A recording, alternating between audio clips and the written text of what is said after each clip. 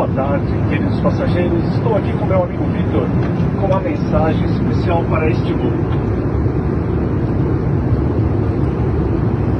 Acho que é para você.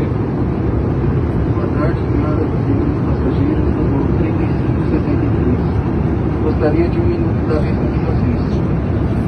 Hoje estou aqui, em nome do amor, para fazer um pedido muito especial para minha namorada Dalila.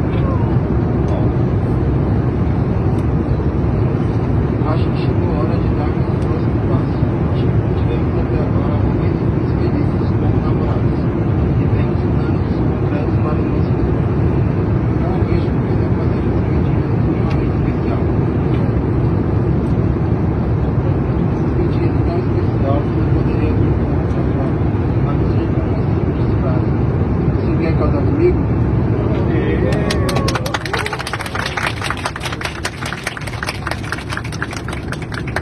Vai vir para poder receber o sim, hein?